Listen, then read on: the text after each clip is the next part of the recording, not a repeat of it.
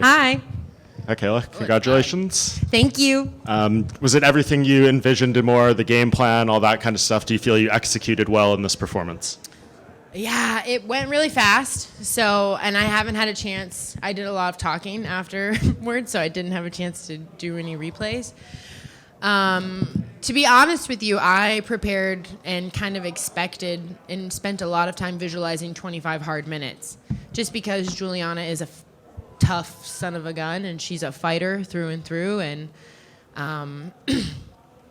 I wasn't sure. I know she's durable, so I wasn't sure what was going to happen. There were even moments in the first round where I wanted to kind of unleash, but just felt like, all right, 25 minutes is 25 minutes. Let's be smart here. And then in the second round, I heard the clapper. I was in a strong position with the Kimura grip, and this is a move that Coach Mako and I and Coach Mike and I drill quite a bit. Like I feel pretty strong there. We go from Kimura to north-south to crucifix and like just over and over and over again. And so I heard the clapper and I was like, well, let me just give it a little yank and see what happens.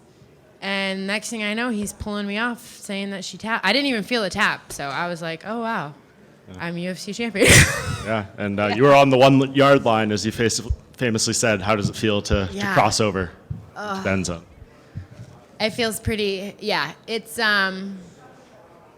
feels amazing. You know, a lot has happened in a very short amount of time just since I got out of the cage. Even while I was in the cage, a lot happened. But, you know, this belt right here, yes, best in the world, but this belt represents so much more than that. The journey to get here and the woman that I've become, from being 6 years old on my Mimi's couch watching the 96 Olympic Games to being here. I've been through some shit, and I feel like my spirit is unbreakable and my faith is unshakable, and who I am as a person is someone that I'm proud of. So yes, this belt is amazing, but the journey to get here is really what matters most to me. Did she hurt you with the up kick, the illegal one in the opening round that cost her the point? No, it hit my nose, and so like at first I was a little nervous that my nose is gonna be messed up, but I was all right. Just kind of like, I think I said, "What the fuck?" But I'm all right. Yeah, and then obviously you're celebrating. You invited Amanda into the octagon and everything. Was that something that you were hoping and like wanting to happen to actually come in there? No, I mean it wasn't like a planned thing. I mean, in my head, this is what I want. And I saw her on the Jumbotron, and I was like, let's make some, what do the kids call it? You know, aura magic or aura farm. I don't know what the hell they call it. Let's make some promotional magic right here. So I said, come on, let's go, girl. Yeah, I think it worked out great. And Thank you. When I spoke to Ali a couple days ago, he said like the perfect plan would be you guys first fight at 45 and then at 35. Any sense that could happen, or do you think it'll be for that belt in front of you? I have no idea, but I'm open to. I just want to fight. I definitely want to fight Amanda. She's the greatest of all time. I want to be the greatest of all time. I've wanted that for a long time now. It's not personal. There's no bad blood. I don't care what weight we fight at, you know? Like, I walk around at 100 and... I'm not even going to tell you guys what I walk around at. Never mind. I guess just lastly for me, when that fight does happen, we don't know when it'll be, but there's so much history. It's been talked about forever. She's been gone for a while at a different gym. You've been improving. Like, what do you think this fight looks like? Do you think you could go do her a similar way to Julianna? Will it be a way harder fight? Listen, I'm going to give Amanda as much time as she needs to prepare. I want her to be the best her. I'm going to be the best me. We're going to go in there and make some absolute magic in the women's division. We're going to break some records and make some history, and we're both going to make a lot of money doing it, and we're going to bring women's MMA to a whole new level. Kayla, front, right here. I know you said there was nothing personal with Julianna, but you know at the press conferences when she's talking, you're saying, you know, I get paid to put my elbow through you. So when you're on top of her and you get to actually rain down elbows, is that in the back of your mind, or no? Is it just I wish it promotion? was, but it's not. I'm not that petty. Ali says I'm petty, but I'm not. I'm just trying to do my job. They showed you hugging for a prolonged period of time. Was that you doing like a prayer with her? Yeah. You weren't getting So after the fight, I wanted to go make sure she was okay. Asked if I could pray with her. She said yes. We prayed, and then she prayed for me as well. And so it was kind of a beautiful full circle moment for me. Yeah, Julianna is a great fighter. She's a great promoter. This is an entertainment industry. She does her job very well. It's never been personal for me with her. I didn't know if it was personal for her or not, but apparently not. So it's all good. Like, it's all good. And you said you didn't care what weight class you fight Amanda's, but like when would you want that fight? Is there like a perfect location you would want to fight her at? Oh, a location. Send me location. Yeah, dude, I'd fight her on Mars. I don't care. Like, I want her to be ready, so I don't know how much she's been training, but I'll be ready. Just last one for me.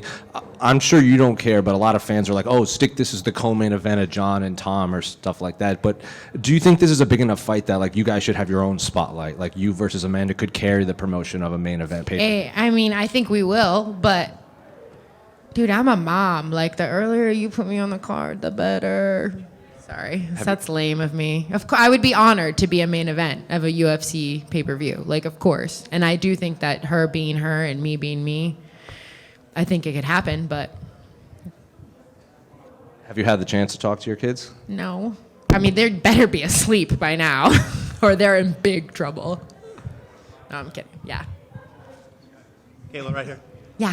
Kayla, so when Amanda comes into the cage, the first thing you guys do is hug. Yeah. You know, like, have you seen her really since kind of the gym dissipated, or like? No, I haven't seen her since.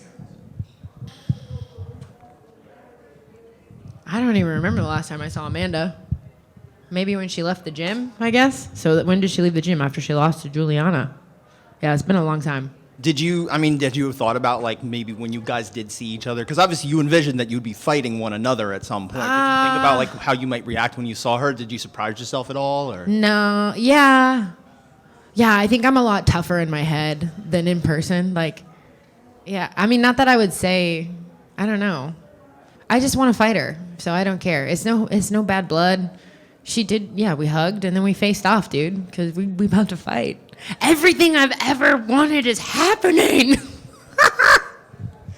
And I know I spoke to her this week, and she was saying she has been training twice a day, so there's certainly the training is there. Good. I love to hear that. She's targeting the end of the year, ideally, to Nice. come back. Does that line up with kind of your timeline? I'll be ready. All right, thank you. Couple questions, more on the lighthearted side. I love that. Start off with, which is harder, the Emus or the ATT Fantasy Football League? Oh, shit. Well, I did win the ATC Fantasy Football League the first year I was in it, didn't I, Daniel? Tell them. Yeah, I remember that, but it's hard Okay, I didn't to win it repeat. this year, though, I'll tell you. It's hard to repeat. To be honest with you, it's because I have a life, and all of those guys don't, okay? I have young kids. I have a blossoming career. I have emus. These guys just sit on their computers all day and look at grown men in tights. It's unbelievable. He's not ashamed. All right, well, shots fired on that. Second question is, you worked really hard chaining different takedowns. The first one came a little easy in the first round. Second round, you had to go back and forth a few which ways. Mm-hmm. Was there one that you kept looking for or thought was going to be better? No, I was just kind of surfing, just trying to see what was open and keep moving around, stay busy enough that they didn't think that I was trying to stall. But really, when I'm on the cage, I'm just trying to see what's there, what's possible. And in the first, when you did get up kick, were you purposely trying to make sure your knee was on the ground when you postured, or was that just a happy accident? I have no idea. Not second by second. I mean, usually I keep my knees on the ground unless I'm like gonna throw their legs by and smash them in the face. So I think my knees were probably down because I usually keep them down. Fair. Kayla, right over here. You made this happen in very quick time in the UFC. I know it's been a long time coming for you and a lifetime worth of work, but 3 fights into the UFC is very, very respectable. How does it feel kind of making it happen so quick? I mean, yeah, it feels pretty damn good. Feels surreal. I'll tell you, it's not easy, and yeah, everything. Usually, all the good things worth having are not easy to attain. So, although it has only been 3 fights, there's a lot that goes into those 3 fights, those 3 camps. Even, again, like you said, the lifetime before it to get to this moment. I've had a lot of help. It takes a village. I have a lot of people to be sending thank yous to, and this belt, a piece of it belongs to each and every one of them. So I'm just eternally grateful, and I'm blessed. I get to live my dreams out loud and chase them and teach my children that, this is how you live your life on fire. I know you've walked into your gym with a championship belt before, but this one has to be a little bit more special. When you bring this belt to ATT for the first time, how do you expect that to go? Man, that's probably one of the things I'm looking forward to most is just seeing my teammates, all of the coaches, all of the people who pour in to me and to this dream and who have helped make American Top Team probably the most dominant gym that this sport has seen ever. I'm just honored to be a part of it and to be the team captain of it and to bring home some more hardware. Absolutely. Thank you. Here, Kayla, Kayla over here. Yeah. I know obviously a lot in this build-up is going to be made about your past training with Amanda. I guess it's been years, but how much do you feel like you can take out of what you did with her and working with her, but also your team too, because they obviously were on the other side of the equation with her. Is that something that you feel like you already kind of have a blueprint for? Yeah, I mean, a fight's a fight, like we're probably 2 very different people from who we were when we trained. I know I am a completely different person and fighter. I know my coaches have a lot of insight. They all trained with her for years, but I'm not going to focus. I'm going to focus on me. I'm going to go out there and instill my will 1 round at a time, 1 minute at a time, 1 exchange at a time, 1 breath at a time. Thanks. John over here from Tunnel Vision Sports. Prior to the fight, many had concerns with the rehydration and cut. However, due to the fight, it didn't seem to, cause any issues. That being said, what does it say about you just overall as a fighter, and what message does that send to any of the doubters? Well, I think it says a lot more about my faith and my team than it says about me. I'm strong, but I'm not very strong by myself. So, I talk about it a lot, but that last pound, and specifically this time, the last 2 pounds, that was God, and that was the team that He's put around me. That was all of my coaches keeping me positive, like encouraging me. My weight cut specialist, Eric Peña, I really wanted to give up, and I didn't. I was like, what the hell am I doing? So, yeah, God and my team and Him putting them in my life is what I attribute that to. And I don't know, man. I guess I'm just built different, I guess, when it comes to all the other stuff. Everyone always thinks I'm a cheater or whatever. It's such an honor for me because I work really hard to be where I'm at and to be who I am. So I'm grateful for the doubters and the haters because that means they're watching.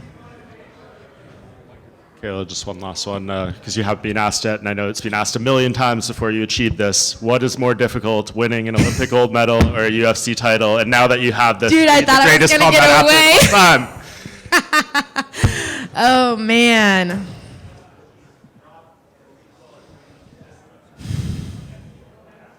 Shoot. This is a very bad spot for me, because if I say it's harder to be a UFC champion, then all of the judo people will be mad at me. And if I say it's harder to be an Olympic champion, then all of the UFC people, they're both very special. This is like picking a favorite child. I don't have any favorite children, all right? I love them both. One of them gets on my nerves more than the other, but I love them both. I can't answer it. They're both special. They're both. Are you the greatest? Also, Henry, you owe me some motherfucking push-ups. Kayla, right over here. Yeah. You had a beautiful moment with Mike Brown right after the submission. You guys had a really nice hug. Just Yeah. kind of what was said in that brief moment, if anything, and just how did it feel? Dude, I just don't having even that know. moment? And Mike Brown's not even a hugger, you know? He's like a, he's not even a hugger, but I'm just like, we did it! That changes What did for we UFC say? I don't champions. even remember. We just were like, we did it. I don't know. We did it. This team did it. I couldn't have done it without them, 100%. Mike, Anderson, Mako, even Dan, you know, he keeps the lights on at the gym, so I'm grateful for him. I mean, all of my teammates, all of my training partners, all of the coaches that are back home right now, every doctor who's helped me get over an injury, every physical therapist who's taped up my knee, my nutritionist, my chef, like all of these people play a very pivotal role in my life, the team behind the team.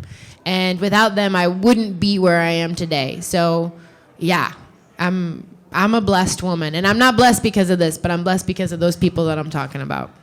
And I know the fight is just now happening and everything, but what would you consider Amanda's biggest strength, just looking off at it now?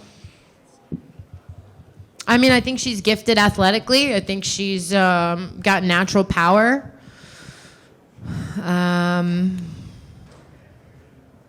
Yeah, she's the greatest. She's the greatest. She's decent everywhere. Long arms, strong. Yeah, it's gonna be a good fight.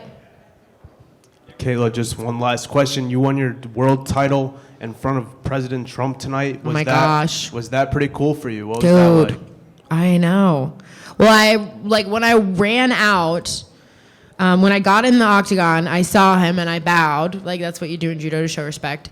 And then after the fight, I went down there and dude, first I'm like, Dana's wrapping the belt around my waist. And then I'm like giving Dana a kiss on his bald head because I said I would, so I did. Then we're walking out. He's like, you got to meet the president. So I'm walking out, and then the president of the United States is giving me a kiss on my cheek. And I was like, holy shit. And then Mike Tyson's right there. I was just like, am I in a movie right now? Like, what's happening? Yeah, obviously always an honor. I'm big America fan, big fan of our country. And, yeah, we live in the greatest place in the world, and I've had the opportunity and the privilege to represent it on the biggest stage in the world, and now again tonight representing Team USA in front of our leader is an honor, big time. You gave him a performance not to forget. I don't think he'll forget that. I hope not. I think I might go have to check out his house or something. That's what I heard. Kayla, you have a very strong mentality. You got to hang out with some tennis stars, Serena Williams, Novak Djokovic, some GOATs. Did you guys share anything about mentality and grit and hard work with each other? We didn't really get a super long time to chat. He was just finishing a match, and she was just leaving. So I know you're talking about the picture, but I have nothing exciting to say about that. It was just a quick photo op. Congratulations. Thank you. Last one. Can you talk a little bit more in detail about what you said inside the cage? Were you really? You said you were serious about dropping out of the fight because the weight cut was too hard. No. Okay. Yeah. No, I wasn't. No, I would have chopped off my leg to make it to this fight, but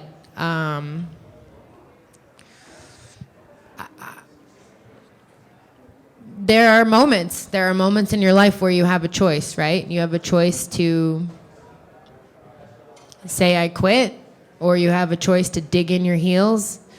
And Thursday night was definitely one of those moments for me where I wanted to be anywhere else on earth than in that sauna, you know? I'm not going to sugarcoat it. It sucks ass. If anyone, it's not pretty, but it's in those moments when your true character comes out and you're forged, and I've been forged in the fire, literally. I think that Dan and I were joking about it, I might be unbreakable.